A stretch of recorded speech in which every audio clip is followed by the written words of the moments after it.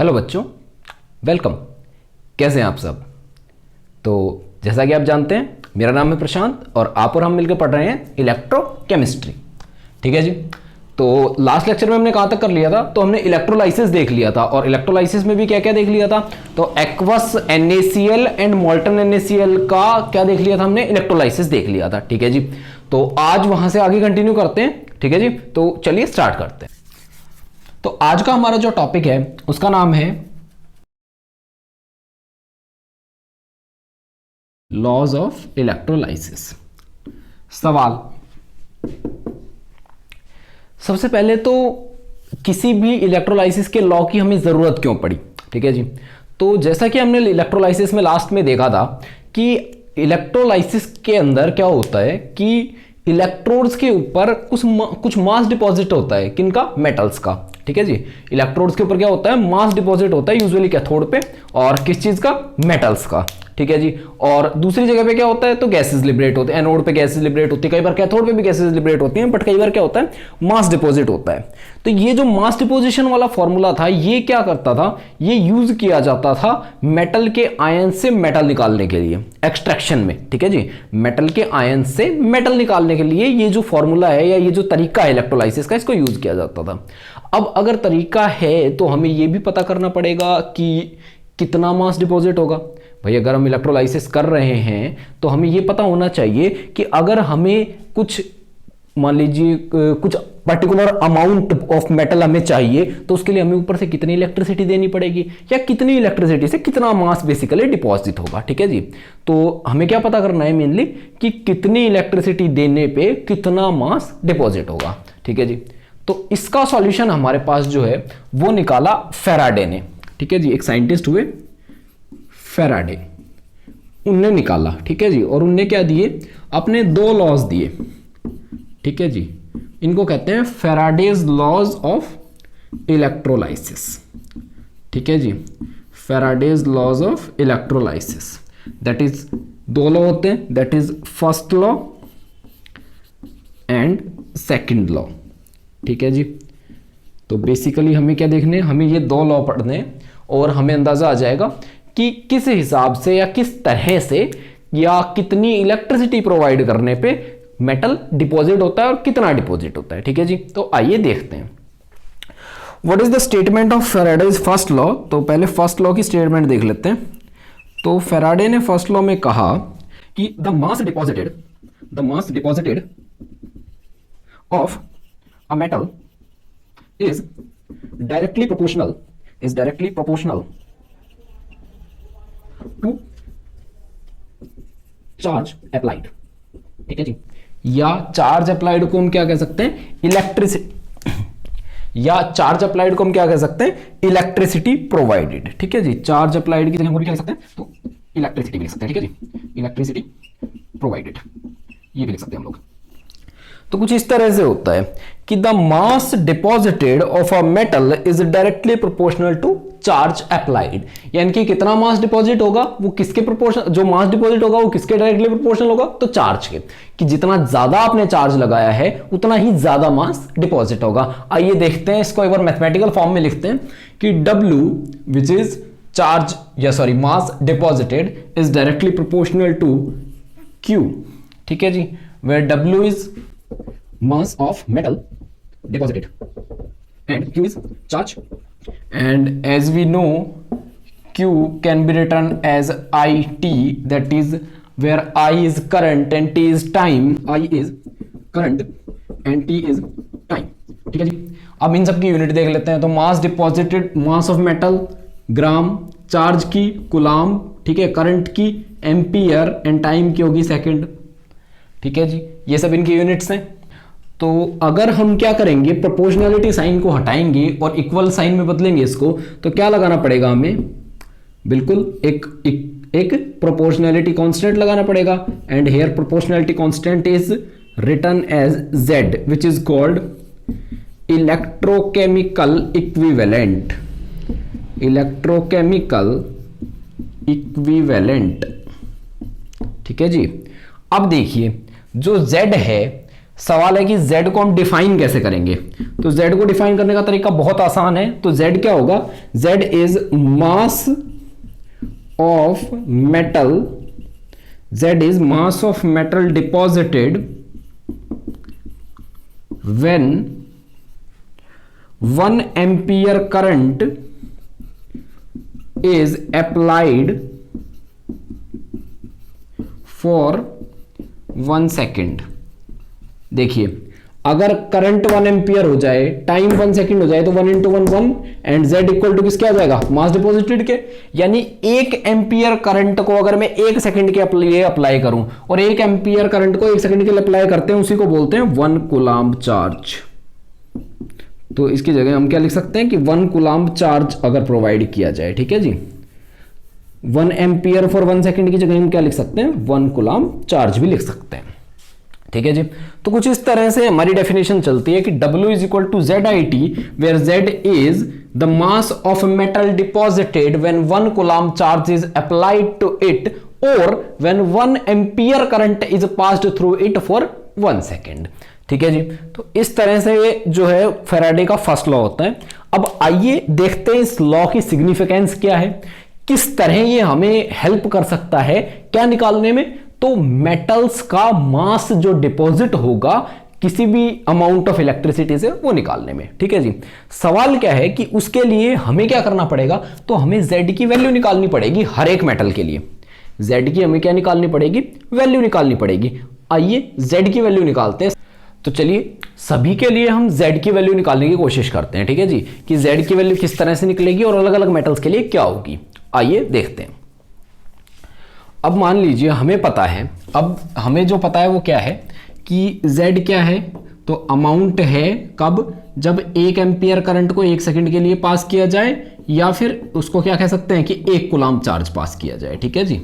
1 ampere 1 second के लिए या 1 कूलाम्ब अगर पास किया जाए, तो जो भी मास डिपॉजिट होगा उसको हम क्या बोलेंगे, तो Z बोलेंगे, ठीक है जी। अब क्या होता है, मान लीजिए हमारे पास कोई भी मेटल है, तो मेटल, ठीक है जी, वो क्या करता है, मेटल कौन सी स्टेट में है, N पॉजिटिव में है, ठीक है जी। वो N इलेक्ट्रॉन्स को खाएगा और क्या बना लेगा, मेटल बना लेगा, ठीक है जी। ऐसा ही होता है। फॉर एग्जाम्पल, जरा इस साइड में हम एग्जाम्पल ले लेते हैं। एक एग्जाम्पल तो ले लेते हैं, Ag positive plus 1 electron will give rise to Ag, and another example we will take zinc 2 positive plus 2 electrons will give rise to zinc. अब देखिए, जितना इस पे चार्ज हो उतने इसको इलेक्ट्रॉन चाहिए, ठीक है जी। जितना चार्ज होगा उतने ही इलेक्ट्रॉन चाहिए, इसलिए मैंने यहाँ पे N पॉजिटिव लिखा था और N इलेक्ट्रॉन्स लिखा था, ठीक है जी। अब देखिए, कहने का मतलब क्या है कि अगर एक मेटल का एटम हमें चाहिए, ठीक है जी, एक मेटल एटम हमें चाहिए, तो हमें चाहिए N इलेक्ट्रॉन्स। एक मेटल के एटम को डिपॉजिट करवाने के लिए हमें लगते हैं N इलेक्ट्रॉन्स, ठीक है जी, where N is equal to its charge, where N is equal to its charge, ठीक है जी। तो अगर हमें 1 मोल एटम डिपॉजिट करवाने हैं, 1 मोल एटम डिपॉजिट करवाने हैं, ठीक है जी, तो हमें क्या चाहिए, N इंटू, या बेसिकली कहें तो अगर एक एटम के लिए N इलेक्ट्रॉन लगते हैं, तो 1 मोल एटम के लिए N मोल इलेक्ट्रॉन लगेंगे, N मोल इलेक्ट्रॉन्स लगेंगे, ठीक है जी। अच्छा, सवाल है कि ये N मोल इलेक्ट्रॉन्स क्या होते हैं, या मोल ऑफ इलेक्ट्रॉन्स का क्या मतलब है। तो बेसिकली आपने एक यूनिट सुनी होगी, डजन, डजन, जैसे 1 dozen bananas, 1 dozen paper, 1 dozen human beings, whatever, 1 dozen pens, आपने पक्का सुना होगा 1 डजन के बारे में।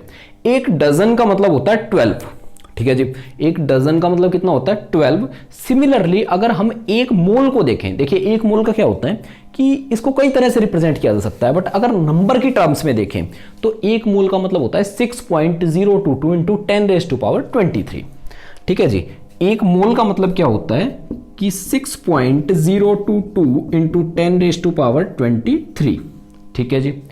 अब ये क्या होता है, मान लीजिए आपको कोई कह दे कि मेरे लिए 1 मोल पेन ले आओ, 1 मोल पेन ले आओ, तो वो आपसे क्या मांग रहा है कि 6.022 इंटू 10⁻23 पेन्स मांग रहा है। 1 मोल मान लीजिए शुगर के क्रिस्टल्स ले आओ, तो कहने का मतलब क्या है, 6.022 इंटू 10⁻23 क्रिस्टल्स ऑफ शुगर मांग रहा है।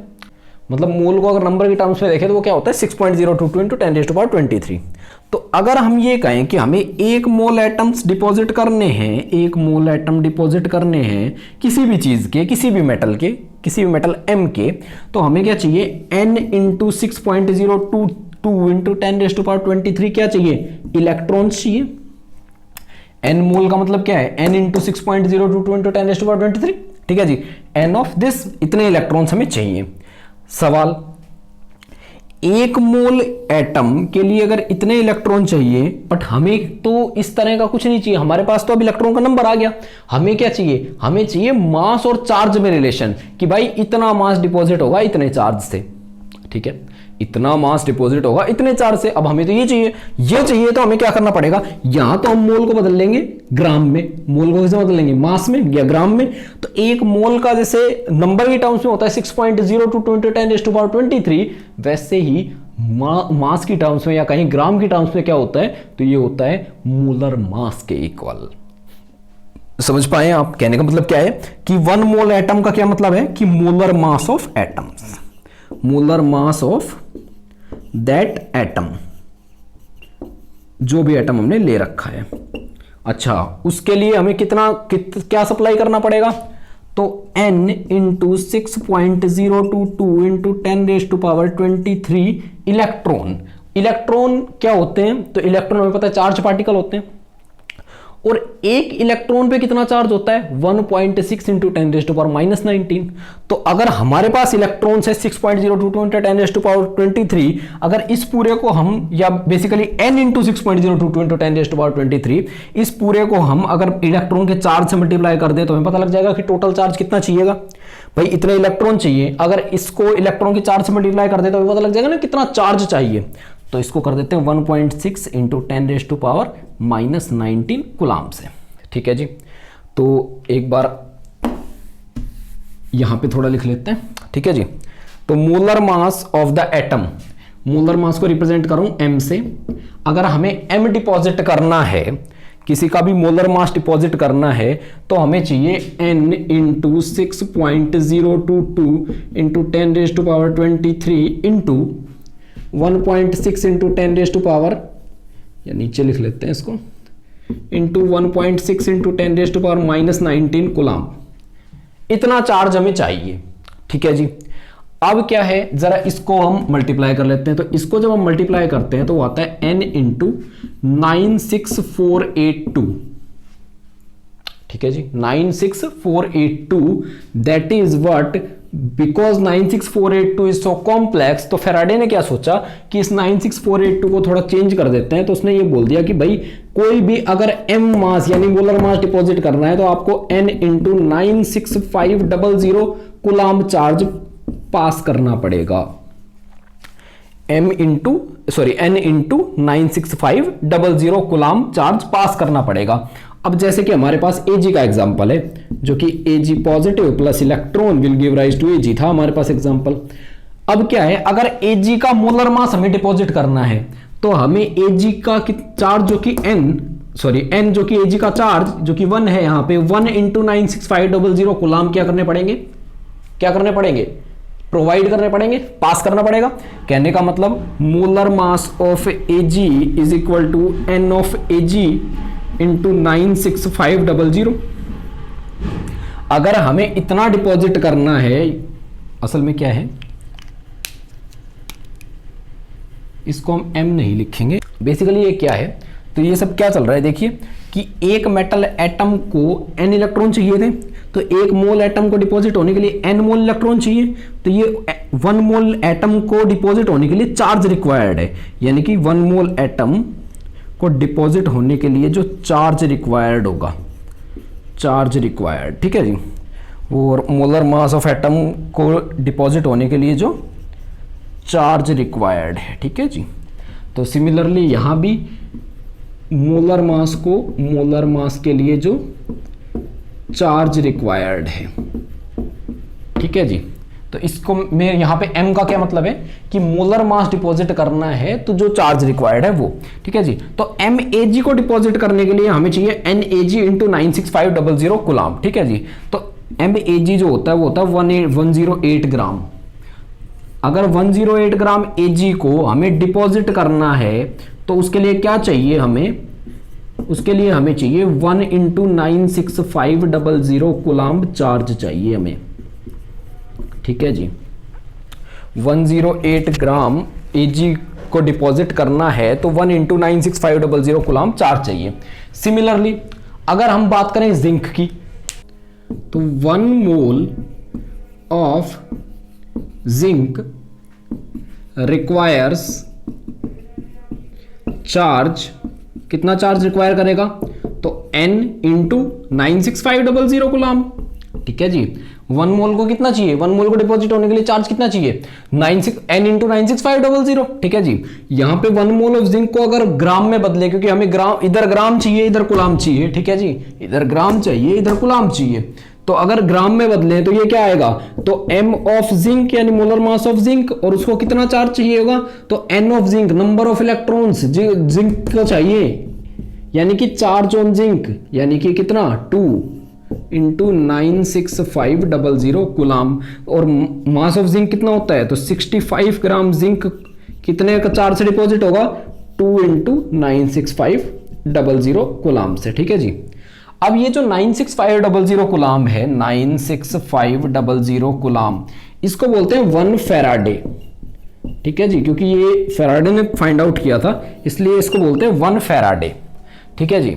अब सवाल है कि इस तरह से तो हमारा क्या है, अभी तक तो हमने मास वास तो निकाल लिया हमने, बट अभी भी सवाल तो वही है कि Z की वैल्यू क्या होगी, ठीक है जी। हमारे पास अभी सवाल वही है कि Z की वैल्यू क्या होगी, ठीक है। तो आइए Z की वैल्यू ढूंढते हैं। तो सॉरी बच्चों, एक टेक्निकल ग्लिच की वजह से हमें वीडियो को दोबारा शूट करना पड़ा, ठीक है जी। तो चलिए एक बार हम आगे कंटिन्यू करते हैं, ठीक है जी। तो हम कहाँ पे थे, तो हम थे कि Z कैसे फाइंड आउट करेंगे, ठीक है जी, हमें Z को फाइंड आउट करना है। अच्छा, और हमने ये देख लिया था कि 1 फैराडे क्या होता है 96500 होता है, ठीक है जी। 1 faraday is equal to 96500 coulomb. तो हमें Z को फाइंड आउट करना है। Z को फाइंड आउट करने के लिए क्या है, हम एक बार फिर से Z की डेफिनेशन पे जाते हैं। तो Z क्या होता है, तो मास डिपॉजिटेड होता है, mass deposited when 1 ampere current is passed for 1 second, ठीक है जी। 1 एम्पियर करंट को 1 सेकेंड के लिए पास करेंगे तब, यानी कि अगर हम चार्ज की टर्म्स में निकाल लें तो Q कितना हो जाएगा, तो I into T which is equal to 1 into 1 that is 1 coulomb, ठीक है जी। तो Z क्या है, mass deposited when 1 coulomb charge is supplied to the electrolyte, ठीक है जी। तो आइए, अब हमें ये पता है कि N इंटू 96500 कूलम से क्या होता है, N इंटू 96500 कूलम से क्या होता है, तो मोलर मास डिपॉजिट होता है, ठीक है जी। मोलर मास के इक्वल मास क्या है कि डिपॉजिट हो जाता है हमारे पास। अच्छा, अब मोलर मास को हम मान लीजिए फिलहाल मान लेते हैं M, ठीक है जी, जो कि किसमें, ग्राम में, ठीक है जी। M ग्राम यानी मोलर मास के बराबर जो मास है वो क्या हो जाता है, डिपॉजिट हो जाता है। फिलहाल हम इसको ग्राम में मान रहे हैं, तो मैं कह सकता हूं कि N इंटू 96500 से कितना होगा, M ग्राम, ठीक है जी। अच्छा, तो 96500 से कितना होगा, तो M बाय N क्या, ग्राम, ठीक है जी। अच्छा जी, अब क्या होता है, M क्या है, मोलर मास है, एंड N क्या है, नंबर ऑफ इलेक्ट्रॉन्स है, ये आपको पता ही है। अच्छा, अब आइए 96500 से M बाय N ग्राम, तो 1 कूलम से 96500 कूलम से होता है इतना ग्राम, ठीक है जी, यानी M बाय N ग्राम, तो 1 कूलम से कितना हो जाएगा, तो M बाय N इंटू 96500, ठीक है जी। तो Z की वैल्यू जो भी होगी वो हमेशा क्या आ जाएगी, तो M बाय N इंटू 96500, ठीक है जी। एंड अगर इसकी यूनिट देखें तो क्या होगी, तो इसकी यूनिट होगी ग्राम पर कूलम, ठीक है जी, ग्राम पर कुलाम, यानी कि एक कुलाम से इतना डिपॉजिट होगा, इतना ग्राम डिपॉजिट होगा। ठीक है जी, ग्राम पर कुलाम इसकी यूनिट है। अब आइए एक बार क्या करते हैं, अच्छा पहले एक और चीज हम देख लेते हैं कि m/n जो होता है, m/n उसको हम कहते हैं इक्विवेलेंट मास।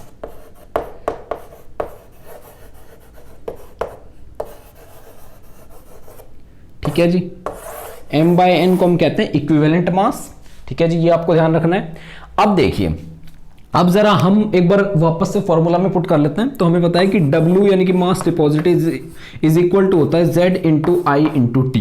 ठीक है जी, एंड Z की हम एक बार वैल्यू पुट कर लेते हैं, तो विच इज इक्वल टू m/n यानी कि that is m/n into 96500 into I into T. That is the required formula to calculate the amount of या mass of metal deposited on cathode by supplying a particular amount of electricity that will be represented by I into T. ठीक है जी, तो इस तरह से हमारा formula जो है वो बन गया है।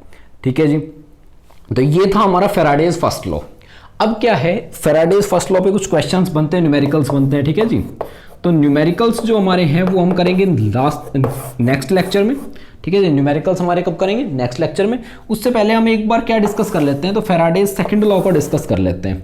फैराडेज सेकंड लॉ को, फैराडेज सेकंड लॉ हमें क्या कहता है कि अगर इक्वल अमाउंट, अगर इक्वल अमाउंट किसका, इलेक्ट्रिसिटी का, equal amount of electricity is passed through two different metals, ध्यान दीजिए, equal amount of electricity is passed through two different metals, then the mass deposited, या हम कहें कि pass through two different metal ion solutions, क्योंकि इस metal के ions के सॉल्यूशन में से पास करते हैं ना इलेक्ट्रिसिटी, तभी तो वो मेटल डिपॉजिट होता है। ठीक है जी, तो अगर equal amount of electricity provide करवाई जाए तो क्या होगा कि amount of metal deposited, amount of metal deposited जो होगा वो क्या होगा, तो वो डायरेक्टली प्रोपोर्शनल होगा किसके, उनके इक्विवेलेंट मास के, उनके इक्विवेलेंट मास के। ठीक है जी, यानी कि अगर इक्वल अमाउंट ऑफ इलेक्ट्रिसिटी, ध्यान दीजिए एक बार, अगर n इंटू 9 या 96500 कुलाम में सब में से पास करवाऊं तो क्या होगा, सबका कितना मास डिपॉजिट होगा, m/n, that is equivalent mass. ठीक है जी, अगर किसी का इक्विवेलेंट मास ज्यादा तो वो सेम अमाउंट में क्या करेगा, ज्यादा अमाउंट डिपॉजिट हो जाएगा, और अगर किसी का इक्विवेलेंट मास कम है तो क्या होगा, सेम अमाउंट इलेक्ट्रिसिटी से वो कम डिपॉजिट होगा। यानी कि कितना डिपॉजिट होगा ये किस बात पे डिपेंड करेगा, अगर इलेक्ट्रिसिटी का अमाउंट सेम है तो कितना डिपॉजिट होगा ये किस बात पे डिपेंड करेगा, कि उसका इक्विवेलेंट मास कितना है। ठीक है जी, यानी इक्विवेलेंट मास पे डिपेंड करता है। और क्योंकि हमें दिख ही रहा है कि ये चीज हमने पहले ही अंदाजा लग गया था, हमें बस इसको सिर्फ वर्ड्स में वर्डिफाई किया है फैराडे ने सेकंड लॉ में, तो सेकंड लॉ को हम कह सकते हैं कि ये जस्ट एक कॉमन सेंस है या एक नॉर्मल इंटरप्रिटेशन है। ठीक है जी, आज के लिए इतना ही करते हैं, इससे आगे नेक्स्ट लेक्चर में कंटिन्यू करेंगे। तब तक के लिए लाइक करें, सब्सक्राइब करें और शेयर करें। Thank you.